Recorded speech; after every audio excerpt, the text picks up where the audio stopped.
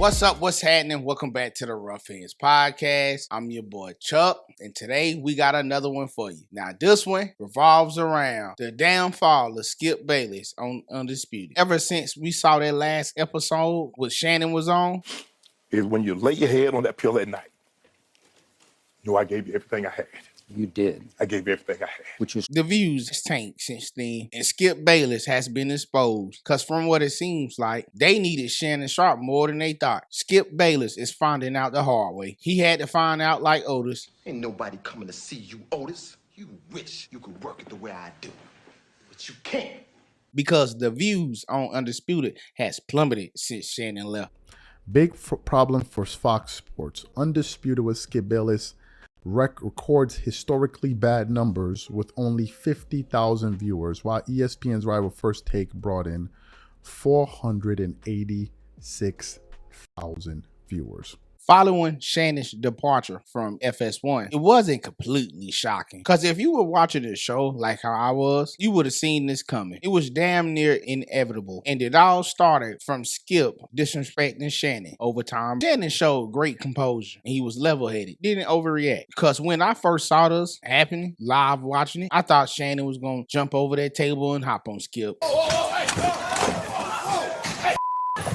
See, they have always bumped heads, but after that moment, things were never the same. Because several weeks later, Shannon pulled a no-show at work due to Skip's insensitive comments about NFL player Hamlin. You know, the one that passed out on the field, the one they had to perform CPR on the field? Well, Shannon didn't take too kindly of Skip's remarks, and his frustration spewed on air the following day after his no-show at work. There's been a lot of speculation of why I wasn't on air yesterday, and I won't get into speculation or conjecture, innuendo, but I will say this. In watching that game on Monday night, what happened to Hamlin struck me a little different.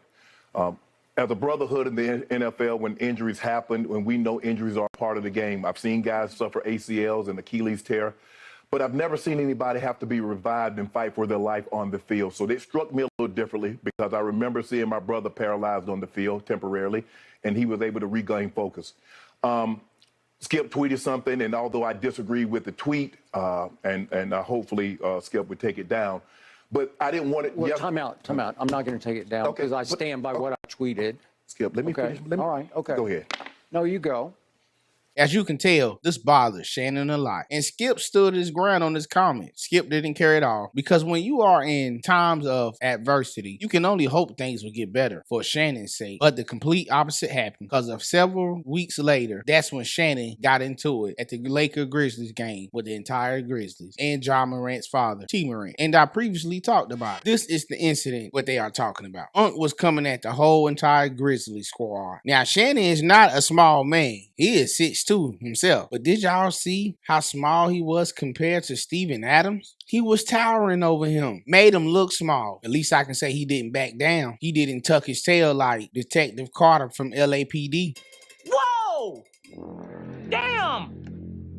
I'm sorry, man. I thought this was the bathroom. Sorry. Lee, I got a big problem, man. This boy's on steroids. He got a head like Barry Bonds. Several months later on down the road, the dynamic duo as family came to an end, and the both went their separate ways. And there was silence on Shannon's departure from FS1 until Stephen A. made a guest appearance on Joe Budden's podcast, and he revealed that Shannon might have got fired from FS1, or should I say they let him go, which ultimately led to Shannon coming on to Stephen A.'s podcast and to talk about the matter. When I made news the other day, because first on Club Shay Shay, and then I had reiterated it. I said, listen, I don't have to go into details. That's their business. It's not mine. But make no mistake about it, you know, he was forced out. And people were like, what are you talking about? What are you talking about? And they acted as if I was wrong. Was I wrong, Shannon Sharp? I will say this. I'm not here to confirm or deny anything. You've been a journalist for almost 3 decades, and I'm sure you've done your homework. I'm very happy with where I am now. I don't like to dwell too much into the past because I don't understand how that helped me in the future. But what it did teach me is that I need to make sure objects are closer than they appear. basically, indirectly, he admitted to it. And another thing, also, later on, he would bring up how he would express his concerns to the producers or people in charge at FS1, and they would brush it off. There were a lot of that is my fault, because there were times that led up to that I felt that shots were taken and I let it go. And I should have said something then, but I didn't. And I would bring it to people's attention and they brushed it up under the rug. So that was my fault that it got to that point and he felt that he could go over the top in that situation.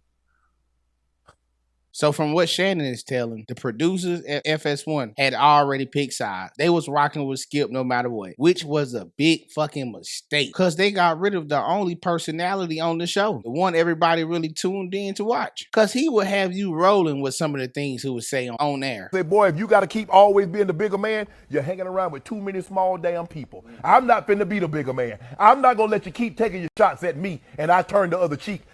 That's in the Bible. I ain't in there. And now, who has the last laugh? Because Shannon has been killing everything he touched. It seemed like everything he put his hands on, it turns to gold. I mean, the brother is shining right now. He's shining real bright. And his pockets is getting real deep. Because Shannon talked about how big that check was, what he got from that Cat Williams interview. And you know, we talked about this, Ocho. Everybody was talking about, well, how much money I made during the Cat Williams interview. Whatever you think, I just got the check. So whatever you think I made, 3x it. Let me see. So if you think I made 500,000, 3x it. Let me if see. you think I made $1 million, 3x it. Let me see. If you think I made $2 million, 3x it. Let me see it. Let me see it. I got me a little something today with Ocho. Look at that, Ocho. Oh, I got it on John, man. Hey, hold on. I can only imagine how Shannon acted when he first saw that deposit. I bet he was like Reggie when he found their lotto ticket.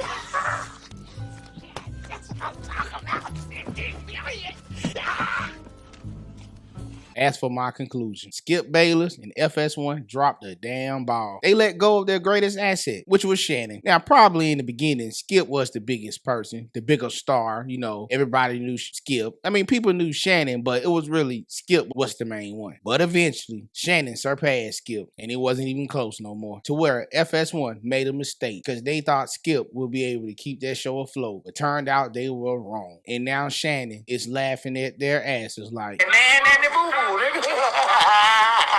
well, that's all I got for y'all today. Hope y'all enjoyed the content. Please like and Push the goddamn button. Oh yeah, drop a comment down in the comment section. Let me know what y'all think. I'm out. Peace.